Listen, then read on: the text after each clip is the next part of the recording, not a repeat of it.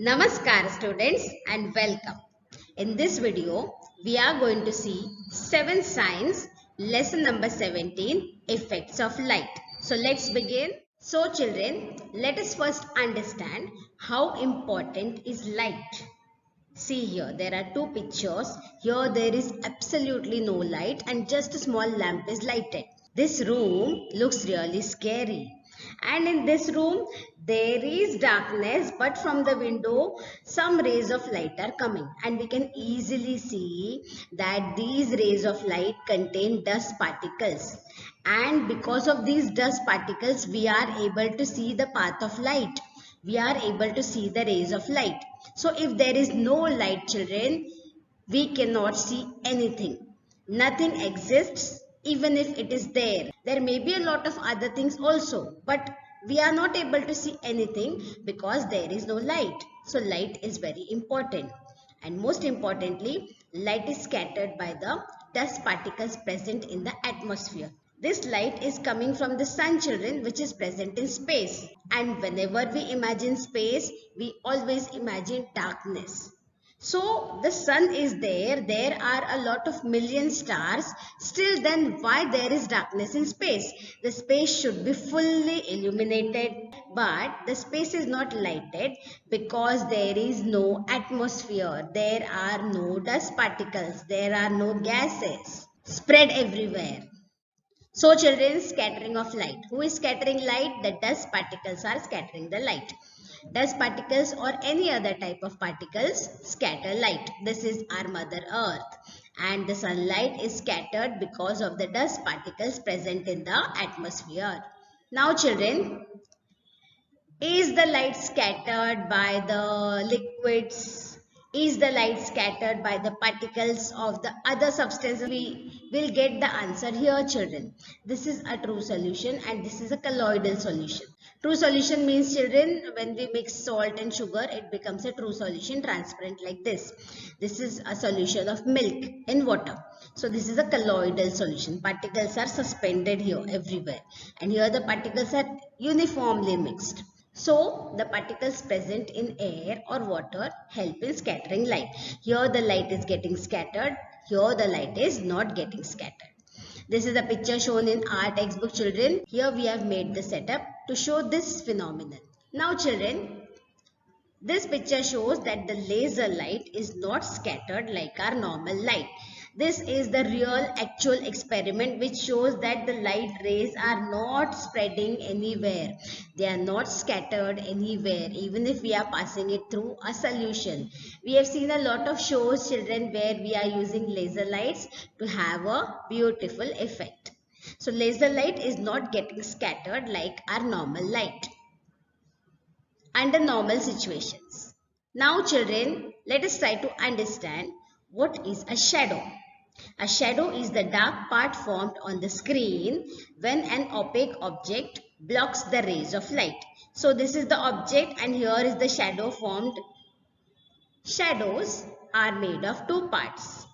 Umbra, the dark inner part of the shadow. Penumbra, the lighter outer part of the shadow. This is the umbra, which is the dark part, children, and this is the penumbra, which is the outer part and a lighter one. Note, all sources of light give shadows with both umbra and penumbra part, but point source of light gives only umbra part of the shadow. Let's try to understand this point, children. Shadows formed by a point source of light. Here what we are trying to do is we will make a very small hole, and through that small hole we will allow only a single ray of light to pass through, and that single ray of light will split into two parts. One will go from above the object and the other one will go from below the object, and we will get a shadow which will have only one part, which is called as the umbra part. The point source of light is so small that only a single ray of light passes through the hole, which splits into two parts, and we only get the umbra part of the shadow. See this, only umbra part is there, there is no penumbra part. Now children, let us try to understand the shadows formed by an extended source of light. Shadows formed by an extended source of light form two parts, umbra and penumbra. This is the extended source of light, children. This will have many rays of light, not single ray of light. So see how the shadow is formed. One ray of light passes from above the object. Other ray of light passes from below the object to form the umbra part, and then one ray of light goes in the opposite direction and the other ray of light also goes in the opposite direction in the same way through the edge of the object, and that's how we are getting the penumbra part. See the rays of light, children. We make arrows also in this to show the path of light. So two types of shadows are formed. Shadows formed by point source of light are different and shadows formed by extended source of light are different. Now children, let us see the shadows formed by an extended source of light in a little bit broader perspective. Why are we not getting shadows of birds? This concept will answer this question. When the screen on which shadow forms is very far, the umbra becomes smaller and finally disappears. So what we have done here, children, here is the source of light, here is the object, here is the screen. And now we are taking another screen which is very far away from the source, from the object. This screen is very much far away. Just like the birds who are very much far away from the screen, which is the earth. Earth is normally the screen for all of our shadows. So the earth, the screen is very far away from the birds. That is why we are not able to get the shadows. And the penumbra part becomes bigger and fainter and finally disappears. This explains why birds do not cast a shadow while flying in the sky. So the umbra part becomes smaller and smaller and smaller and smaller and it disappears. And the penumbra part becomes bigger and bigger and lighter and it disappears. So both the parts of the shadow disappear and we do not get the shadow at all. Now let's see the different types of eclipses. We have seen this many a times. Let us try to understand in detail. Solar and lunar eclipse.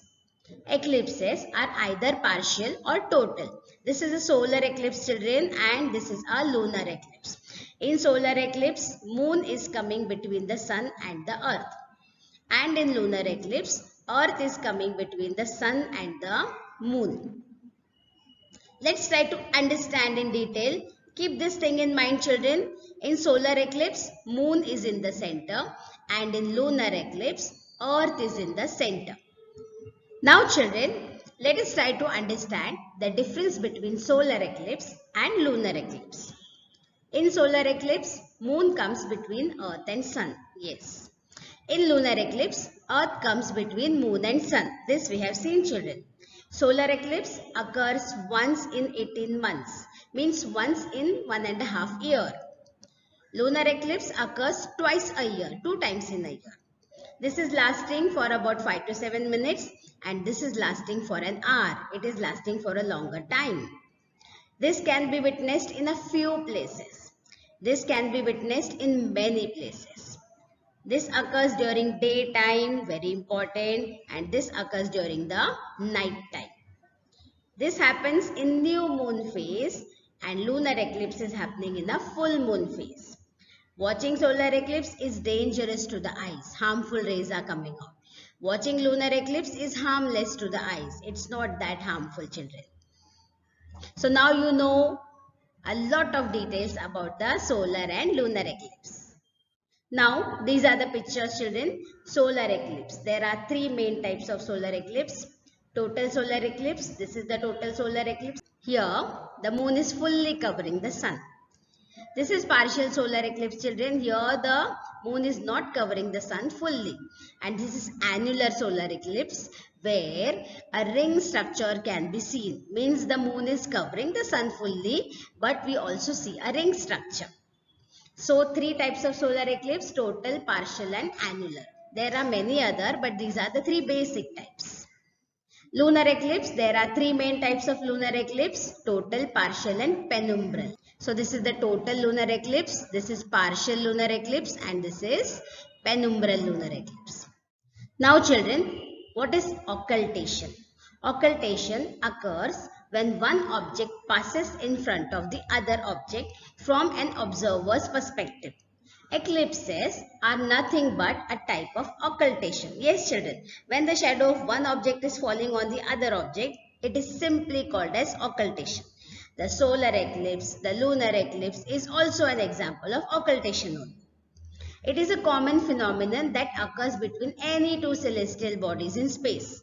This is one of the example children, the pictures taken in 2019 where the moon is exactly coming between the Venus and Jupiter. So they are going to form shadows on each other.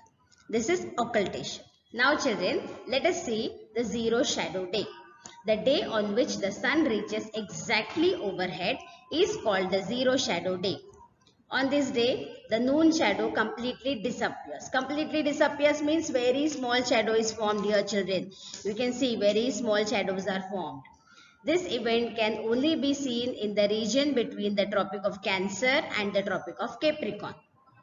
This event occurs in summer on different days in different places in this region. So children, it is occurring in summer season during the daytime and in different places at different time. Little bit of time difference here and there. So children, this was the lesson light and the formation of shadows. I hope that you all have understood the lesson. If you think you are getting any help from my videos, then do give a like, share it with your friends, and don't forget to subscribe to my channel.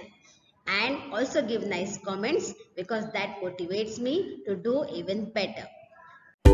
Thank you for watching till the end.